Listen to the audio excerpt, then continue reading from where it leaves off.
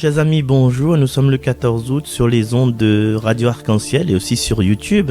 Et pendant toute cette semaine, c'est Marcel qui sera avec vous pour vous présenter les évangiles et une petite réflexion sur l'évangile de chaque jour.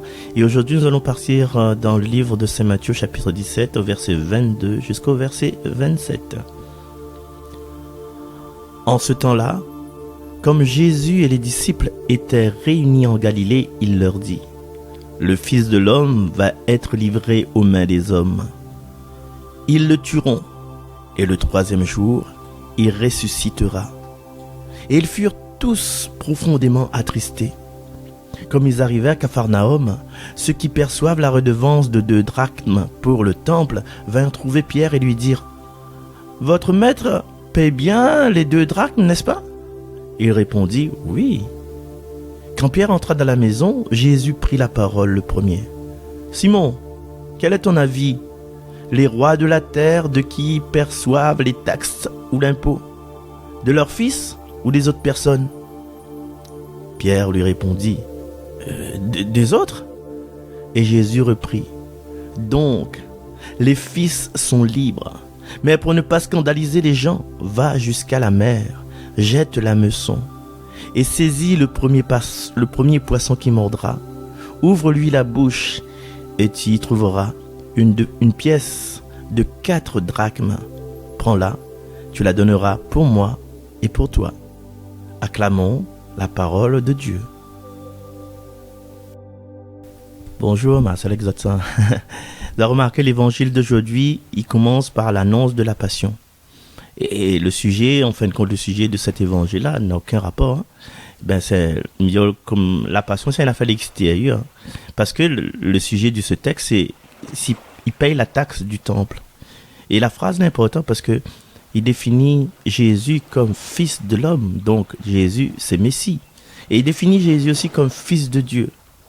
Et il définit aussi la fin inévitable, inéluctable de Jésus. Qu'importe que ça nous a dit, qu'importe que ça nous a fait, nous connaît que l'Issa mort. Pour nous aussi pareil, nous connaît que nous sommes morts, qu'importe la manière. Et c'est dans ce contexte-là qu'il faut bien voir la réaction de Jésus. Il est vrai qu'il est le Fils de Dieu en tant que tel. Et sous les Fils de Dieu, on ne peut pas payer la taxe du temple. C'est comme si vous travaillez au case, ou donne l'argent aux bons enfants, n'est pas bon, quoi, comprends-le. Mais seulement voilà, le monde et surtout les gens du temple, ils ne reconnaissent pas lui comme tel. Et il n'aurait pu dresser à lui contre les taxes là, et il n'aurait pu dire: je suis celui qui est, m'y paye pas ou taxe, prends comme vous voulez, au voir pire, taxe barreau. Mais il connaît bien, s'il agit comme ça, il aurait amène des conflits. Et Jésus, il annonce pas lui dans les conflits, chers amis. Si ouais, mon n'a pas bataille, c'est si cela râle le train, ouais, m'a parti la messe, etc. Surtout, quand il dit m'a parti la messe, m'a fait ceci, m'a fait cela, me sort l'église. Jésus, il n'est pas là-dedans, Jésus, il n'est pas dans le conflit, Jésus, il est dans la miséricorde du pardon. Jésus, il est dans la fraternité. Un genre de fraternité qui soulage, qui guérit. Et si vous voulez en rogne, du matin jusqu'au soir, par rapport à maladie, par rapport à l'hospitalisation, par rapport au travail qu'il donne à ou entre eux, là, Jésus ne rentre pas là-dedans. C'est où l'homme, ou bien la femme. C'est où la femme, l'homme qui choisit de prendre la vie de ce côté négatif. Et Jésus, il est quoi? Il est dans l'humilité. Jésus abaisse à lui vers le bon plus petit, le bon plus pauvre. Et nous allons voir ça dans la semaine. Je laisser venir à moi les petits enfants. Autant, s'il est comme ça, il va plus aller à payer la taxe. Parce que il remet en rien son identité. Il sera toujours le Fils de l'homme. Et il remet en rien sa mission. Parce qu'il sera toujours l'envoyé de Dieu qui est venu sauver le monde. Et c'est une leçon très importante pour chacun d'entre nous. Nous qui disons, nous chrétiens d'aujourd'hui. Nous peut affirmer notre foi. Nous peut affirmer notre droit de vivre notre foi. Et nous doit apprendre à ne pas rester dans une pensée personnelle, une espèce de pensée, et elle est comme ça, elle n'est pas autrement, tu vois. Ah, moi, mais comme ça, mais pas autrement, moi. Ou bien dans des rites intemporels, comme il dit. Allez, mais ça mon messe, quand fin mon messe, mais ça va à la boutique, quand fin la boutique, me rend mon case. Et puis, si pour Christ, c'est bonne maman, là, si Christ, le bonhomme, là. Eh bien, voilà. Et puis, ça mon messe aussi. Et puis, il y a des mots pour la petite madame que son mari, là, conflit. Mais ça, dit, ça paye beaucoup, ça. À la sortie de la messe, il dit ça. Et est-ce que nous avons le droit, en tant que chrétiens, de couper la fraternité avec les autres? Est-ce que nous avons le droit de s'aimer la zizanie? Ou bien livret. Ça donne les évangiles pas trop longtemps. Et c'est une leçon importante pour notre monde aujourd'hui où ça, le chrétien, comme tout homme, hein, il doit plier aux lois de son pays.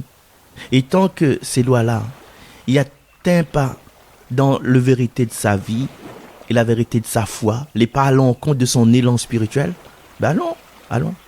Et là, tu vois, des fois, c'est des leçons bien difficiles à vivre sur le terrain.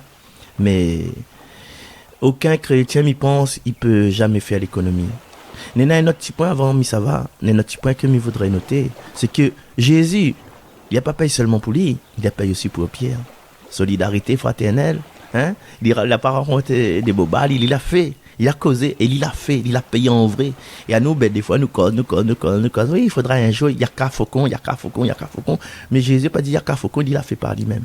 Et là aussi, c'est une leçon à intégrer dans notre vie de foi. Au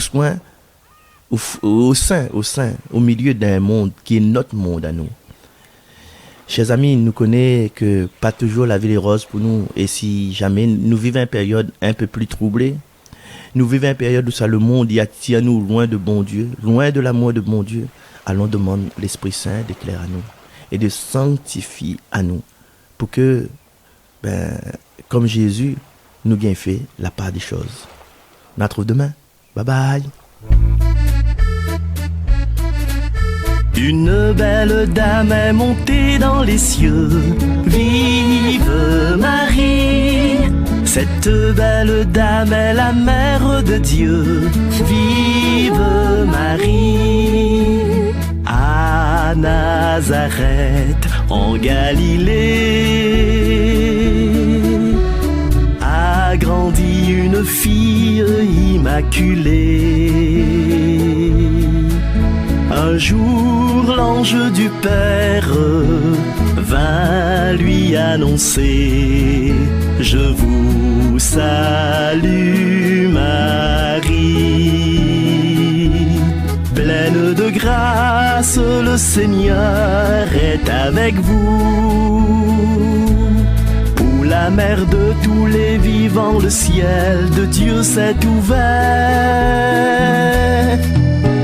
Une belle dame est montée dans les cieux. Vive Marie! Cette belle dame est la mère de Dieu. Vive Marie! Qu'en moi soit faite ta volonté. Oui, voici ta servante, mon bien-aimé.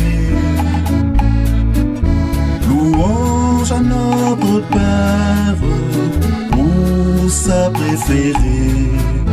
Béni sois-tu, Marie. Béni soit le oui de ton cœur si tendre et si doux.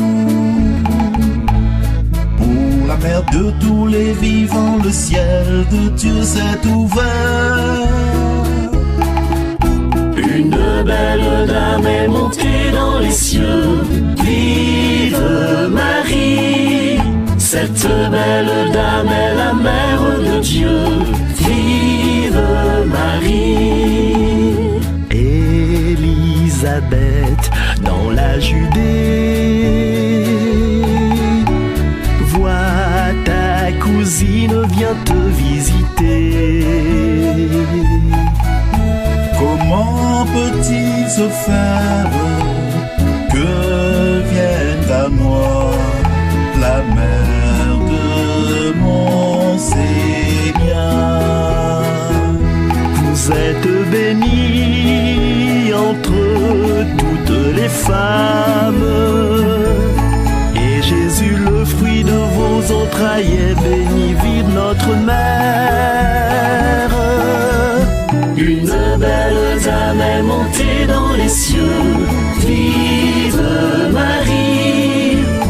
Cette belle dame est la mère de Dieu.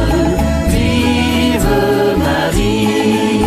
Une belle dame est montée dans les cieux. Vive Marie. Cette belle dame